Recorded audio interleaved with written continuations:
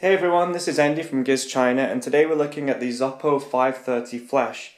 Now it's quite interesting for Zopo to send me this because, as you probably know, in the past I've been quite vocal about how overpriced Zopo phones have been and how poor their support has been, but Zopo assured me that that's all going to change now. They've got a new team involved in the international side of things and they want to make a clean start. So this is the new Zopo that we're looking at now, and this is their latest phone.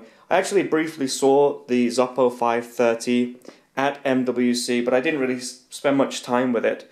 But here I have it now, so I can spend as much time as I want with it. Let's just open up the packaging. I have already been inside the box just to have a quick look, and it does look like a pretty smart phone.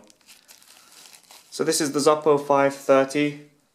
It's the gold and white version, just called gold on the packaging, and if you order it online, this is the gold model of the phone. We'll take a good look at that in a moment. Let's see what else is inside the packaging. We've got a screen protector already on there. I've removed the film already. We've got a quick start guide, another screen protector, and a wipe to keep your screen nice and clean. Underneath this little flap, we've got a USB data cable.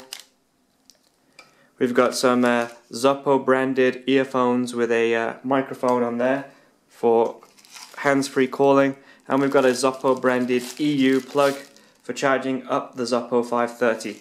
So that's everything inside the box. So let's take a look at the actual phone itself. Let's wipe that a little bit, it's got a bit of dust on there. So as you can see, it's a 5-inch phone. It's very similar in shape to the iPhone 6. We've got a curved glass display on here, so 2.5D curved glass. I'm not sure if you can just make that out on the camera. So it's a similar glass to what Xiaomi are using on the Mi Note. We've also seen it on the iUni U3 as well. And I really like it. It's thinner at the edges and thicker in the middle. And it makes the transition from the edge of the phone to the middle nice and smooth. The only issue I have with this is that Zopo have added this screen protector on here. I'm not sure if you can see that. But because the glass is curved, the screen protector can't go to the very edges. So that smooth transition is now stopped with a bit of a lip, and the actual screen protector is a bit grippier than the smooth glass underneath. I think I'm probably going to take that off while I'm using the phone, but just for now, for this hands-on, I'll leave it on. Okay, so along the bottom we've got capacitive buttons, we've got a home button there, got a menu and back button. The front is all glass across the front, so it's a good looking phone, to be honest. We've got aluminium edges around here. This is the actual aluminium chassis. It's a gold anodized colour. Again, it looks really nice, got a rounded edge to it, so it feels really comfy in your hand.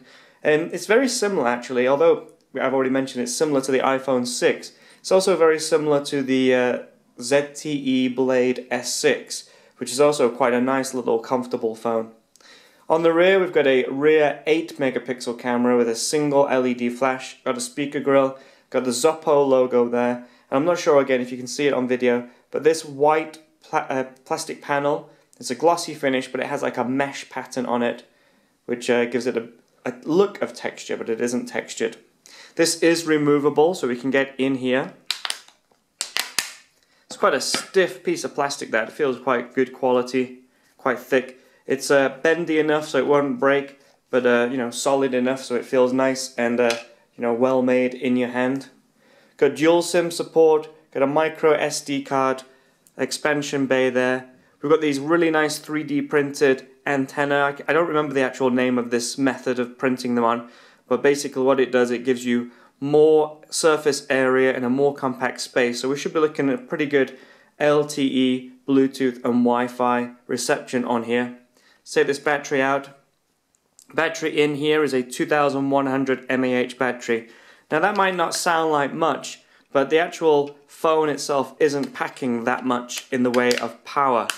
The display is a 720 HD panel, which is fine for a 5-inch phone.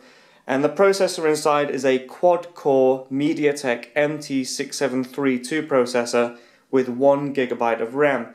Now those specifications are not particularly high considering this is a $199 phone, but it is a very well made phone, it's a very good looking phone, And if Zopo are going to keep to their promise of better customer support and more updates, you know, we might be able to say, okay, you know, have a look at it, give it a go.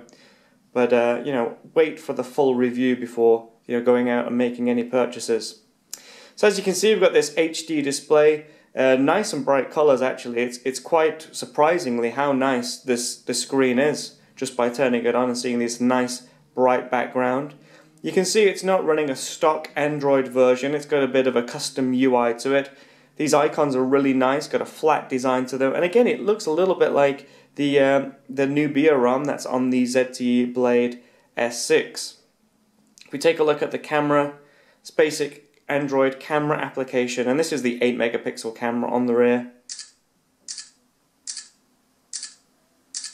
I think you can see that it's pretty fast, very, very quick at capturing photos. I'm just going to bring in the Jiayu S6, which I just have lying about. Let's bring that in, see if we can focus on that. So fast focus.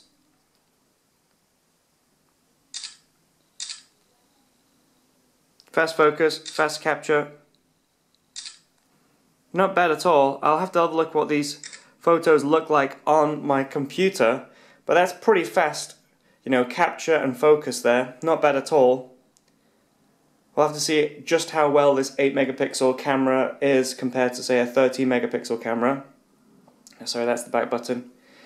Now, although this has an 8 megapixel camera, we have found in the past on some reviews that a 13 megapixel sensor isn't all that great. Remember, megapixels aren't all what they appear to be. 13 megapixels, 20 megapixels sounds great, but you know, they don't all work the same. So although this is only 8 megapixels, it might be a really good one. So we'll have to check that in the review, and that might also explain the much higher price for the Zopo phone. If we go into the settings, you can see that Zopo have made a few changes. So although we've got mostly a stock Android, you know, in the way of features, we do have a little bit of customization in the UI. You can see that we're running Android 4.4 KitKat on here, not Lollipop, but as this is a 64-bit processor, we should be expecting a KitKat update in the future. Any other bits and bobs here? We got Smart Wake, which is basically a double click to open the screen. So now we should be able to, there we go, wake it up. It's a nice feature, a lot of people like this and I use it a lot, so it's great that that's there. But there are no other gesture controls in there that I can see so far.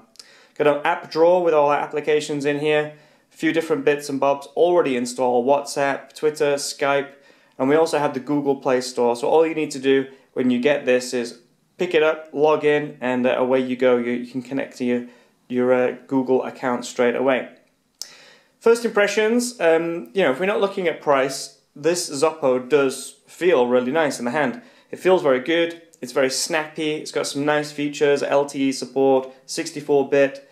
The screen is really nice. I love the aluminium chassis to it. And, you know, if Zopo do, as they say, and offer updates and better support, you know, we might be looking at a new Zopo. We can actually, you know, start looking forward to their new devices. That said, this is $199.99, and that's a lot of money when you compare it to, say, the Jiayu S3, which, you know, is around the same price with an MT6752 processor, 5.5-inch full HD display, and 3 GB of RAM, 30 megapixel Sony IMX214 processor. So, you know, it depends what you're looking for. If you're after small, stylish, classy, with smooth glass, 2.5D display, an aluminium chassis, lightweight design, something that looks good, this could be the one for you. If you're after out-and-out grunt and power and all the specs you can get for the money, you might want to look elsewhere. But this is a nice looking Zopo, probably the best I've seen in a while. But we'll see just how well it is in the full review. Okay, thanks for your time and speak to you all soon. Goodbye.